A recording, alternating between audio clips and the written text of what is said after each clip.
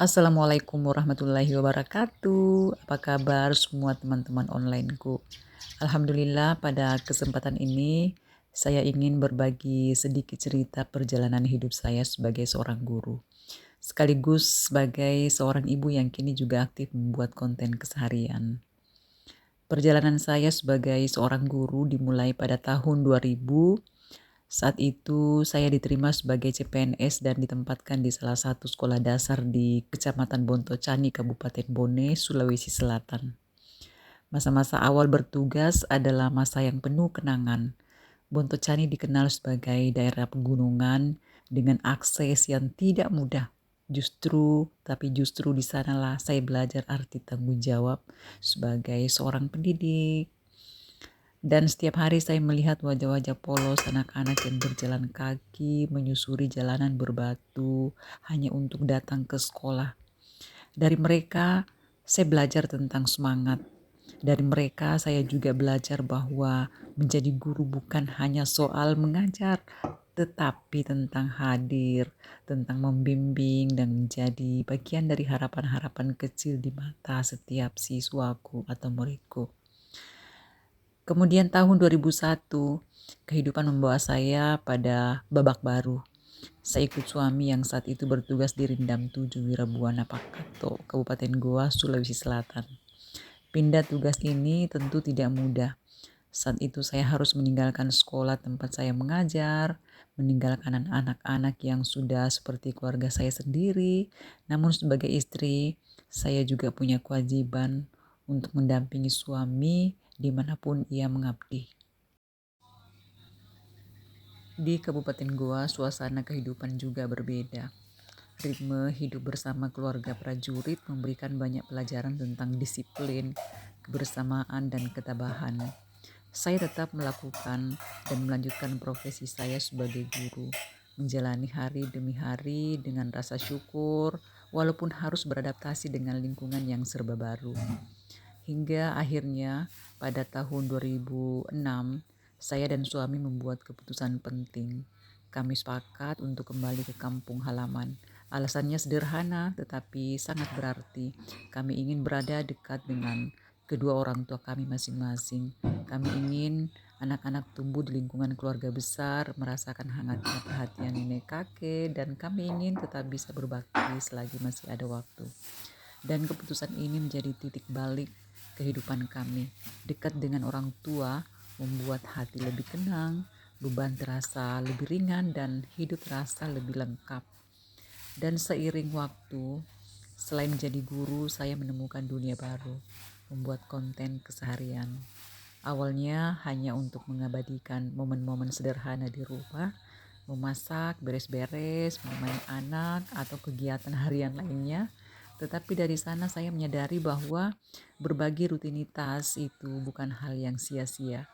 Justru banyak manfaatnya, baik untuk diri sendiri maupun untuk orang lain. Apa saja manfaatnya teman-teman? Pertama, membuat konten membantu saya merefleksikan diri. Saya jadi lebih sadar bahwa hal-hal kecil dalam hidup ternyata sangat berarti. Kadang rekaman sederhana tentang mengganti spray atau memasak sayur bening membuat saya merasa lebih menghargai diri sebagai seorang ibu dan perempuan yang terus berusaha. Kemudian manfaat yang lain lagi, konten menjadi media untuk menyebarkan energi positif. Banyak yang bilang bahwa mereka merasa termotivasi melihat kegiatan saya, bahwa hidup itu lebih harus sempurna untuk tetap dijalani dengan bahagia. Ini membuat saya merasa bahwa apa yang saya bagikan bisa menjadi manfaat untuk orang lain. Kemudian manfaat yang lain itu dengan kita membuat konten keseharian, itu bisa membuka ruang silaturahmi yang luas. Saya bisa berinteraksi dengan banyak orang dari berbagai daerah, saling bertukar pengalaman, belajar satu sama lain, bahkan menemukan teman-teman baru yang sebelumnya tidak pernah saya bayangkan.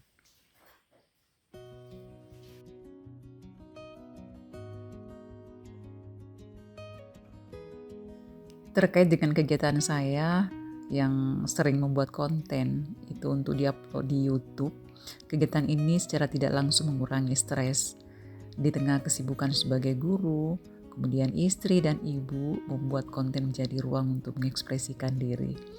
Ada rasa senang ketika video yang kita buat bisa dinikmati orang lain atau sekedar menjadi kenangan untuk ditonton kembali suatu saat nanti.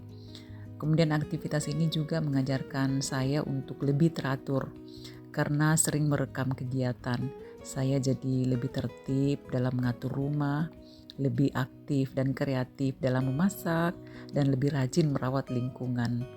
Pada akhirnya saya menyadari bahwa setiap perjalanan hidup, mulai dari mengajar di Bontocani, mengikuti suami ke Rindam 7 Wirabuana Pakato, hingga kembali ke kampung halaman yaitu di Kabupaten Bone, Sulawesi Selatan, semua punya ceritanya sendiri. Semua membentuk saya menjadi pribadi yang lebih kuat, lebih sabar, dan lebih menghargai waktu bersama keluarga. Dan saya bersyukur bisa membagikan cerita ini kepada teman-teman semua. Semoga perjalanan saya bisa memberi inspirasi bahwa siapapun kita, apapun profesi kita, selalu ada ruang untuk berkembang, berbagi, dan bermanfaat. Selain mengajar dan membuat konten keseharian, saya juga memiliki hobi yang sudah lama saya cintai sejak lama, yaitu merawat tanaman hias. Banyak orang mungkin mulai suka tanaman saat masa pandemi kemarin, tapi bagi saya kecintaan pada tanaman itu sudah tumbuh sejak saya masih gadis. Sejak dulu saya selalu merasa tenang saat melihat daun-daun hijau, bunga-bunga yang mekar, atau sekedar penyiram tanaman setiap pagi. Ada kebahagiaan kecil yang tidak bisa dijelaskan ketika melihat tanaman yang kita rawat tumbuh subur. Tanaman bagi saya bukan hanya penghias rumah, tapi juga teman yang menemani di setiap perubahan hidup. Sampai sekarang meskipun kesibukan semakin banyak, tapi saya tetap menyempatkan diri merawat tanaman-tanaman saya.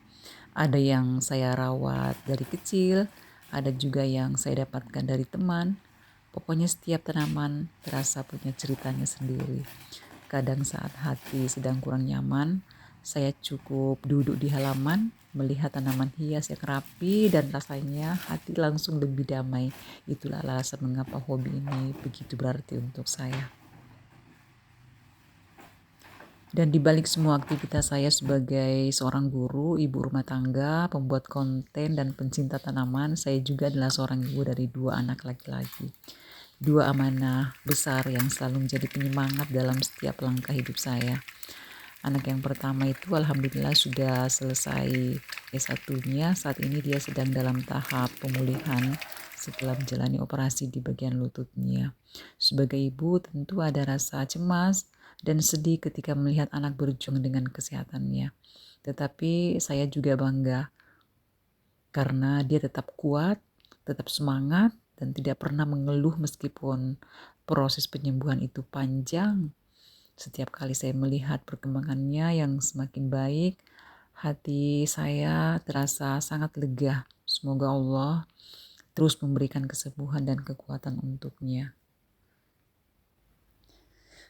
Anak saya yang kedua saat ini sedang mengembara jauh di negeri orang, di negeri Sakura. Dia sekolah sambil bekerja di sana. Setiap kali kami video call, saya bisa melihat bahwa dia tumbuh menjadi pribadi yang mandiri, dewasa, dan bertanggung jawab. Itu adalah kebanggaan tersendiri bagi seorang ibu. Kami video call setiap pekan, dan tentunya saya sebagai seorang ibu bercerita tentang sekolah, pekerjaan, dan teman-teman barunya di sana. Pokoknya cuaca yang berubah-ubah dan pengalaman di negeri Jepang. Saya pun bercerita tentang kegiatan di rumah, tentang pekerjaan, dan tentu saja tentang tanaman-tanaman saya yang kadang dia sendiri ikut komentari. Terima kasih yang tulus saya ucapkan kepada teman-teman online yang selalu setia menonton video saya. Dukungan dan kehadiran kalian sungguh berarti, menjadi penyemangat dan terus berkarya dan berbagi hal-hal bermanfaat. Semoga kita semua selalu diberi kesehatan dan kebahagiaan. Terima kasih banyak. Wassalam.